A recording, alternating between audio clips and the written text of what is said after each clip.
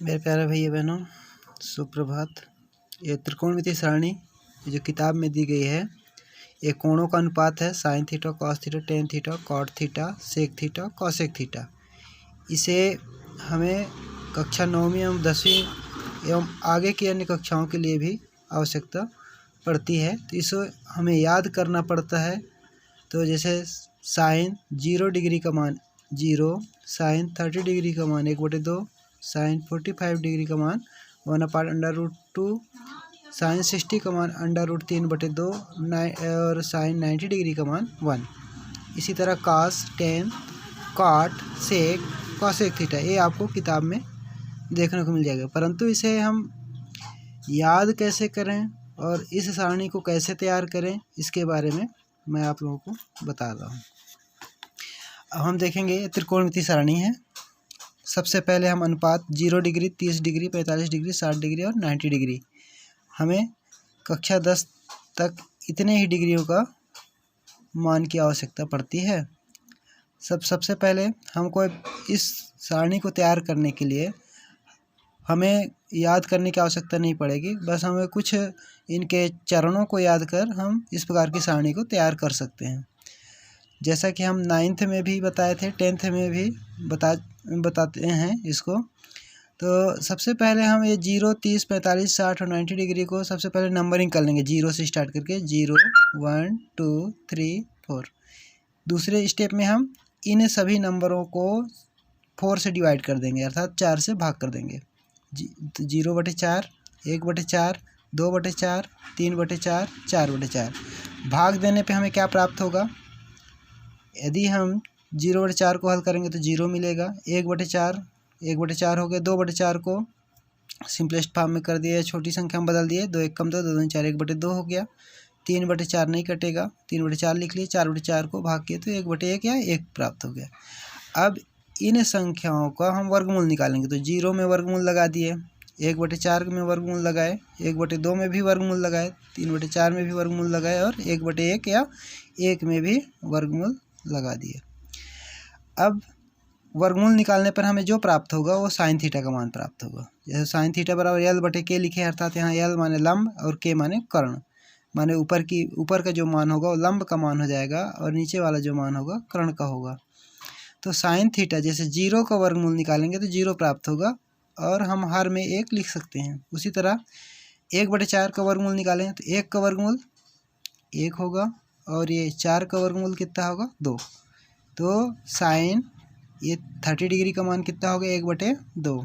उसी तरह इधर आगे 45 में 1 का वर्गमूल 1 और 2 का वर्गमूल √2 लिख लिए, क्योंकि पूर्ण वर्ग नहीं है, पूर्ण वर्गमूल नहीं निकाला जा सकता, इसलिए √2 रखें।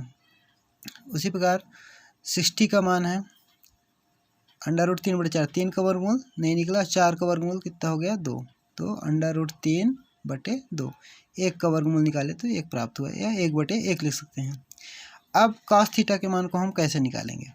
जो साइन थीटा का मान है उसको इधर पीछे तरफ से लिखना चालू कर देंगे, उल्टा। जैसे यहाँ 1/1 है तो यहाँ पे आ जाएगा 1/1 या 1, फिर यहाँ पे √3/2 है तो यहाँ पे आ गया √3/2। इस मान को इस साइड से इधर लिखना चालू कर देंगे, तो यहाँ पे 1/√2 तो यहाँ 1/√2, ये 1/2 है तो यहाँ 1/2 हो गया, ये 0/1 है तो यहाँ पे 0/1 आ गया। ये आपका cos थीटा का मान, और cos थीटा का मान होता है आधार बटे कर्ण। अब टेन थीटा का मान हमको निकालना है, तो हम जानते हैं कि साइन थीटा बराबर लंब बटे कर्ण, cos थीटा बराबर आधार बटे कर्ण और टेन थीटा बराबर लंब बटे आधार। यदि हम साइन के मान को ऊपर लेते हैं तो L प्राप्त होता है और cos थीटा के ऊपर के मान को लेते हैं तो ये प्राप्त होता है। तो लंब और यहाँ से आधार, माने टेन थीटा को मान प्राप्त करने के लिए लंब बटे आधार चाहिए, तो हम यहाँ पे साइन के ऊपर के मान को और cos के ऊपर के मान को लिख देंगे तो हमें टेन थीटा का मान प्राप्त हो जाएगा।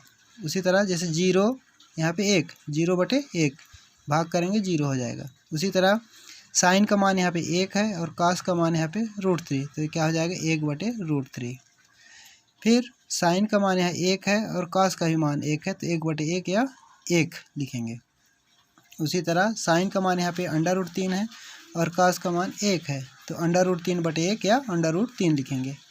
साइन का मान यहाँ 1 है और कॉस का मान यहाँ पे 0 है, तो 1/0 लिखेंगे, क्योंकि परिमेय संख्या में यदि हर का मान 0 होता है तो अपरिभाषित होता है, ये अपरिभाषित का चिन्ह है।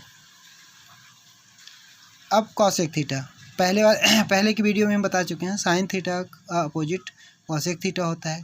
तो ये जो साइन थीटा का मान को है इसको उल्टा करके लिखेंगे, पलट के लिख देंगे तो हमको कॉसेक थीटा का मान प्राप्त हो जाएगा। जैसे साइन थीटा 0/1, इसको पलट के रख दिया तो 1/0, सभी के मान को पलट के यहाँ पे लिख दिया गया है, कॉसेक थीटा का मान प्राप्त हो गया। कॉस थीटा के मान को, ये कॉस थीटा का अपोजिट सेक थीटा होता है, तो कॉस थीटा के ये जो मान है सबको अंश को हर बना दिए, हर को अंश के रूप में लिख दिए, तो यहाँ पे सेक थीटा का मान होगा 1/1, 2/√3, √2/1, 2/1 या 1/0। कॉट थीटा, चूँकि टेन थीटा का अपोजिट कॉट थीटा होता है, तो टेन थीटा के मान को हम पलट के कॉट थीटा के रूप में परिवर्तित कर देंगे। तो टेन थीटा का मान को पलट दिए तो हमको कॉट थीटा का मान प्राप्त हो गया। अब इन मानों को आप अपने किताब के मानों से कंपेयर कर सकते हैं। ये किताब में है, परंतु किताब के मान को आपको याद करने में परेशानी होगी, तो आपको इसमें याद करने की आवश्यकता नहीं पड़ेगी। आप कुछ चरणों को लिखकर इसको आप तुरंत अपनी कॉपी में तैयार कर सकते हैं और दिए गए प्रश्नावली के सवालों को इन मानों की सहायता से हल कर सकते हैं। Thank you.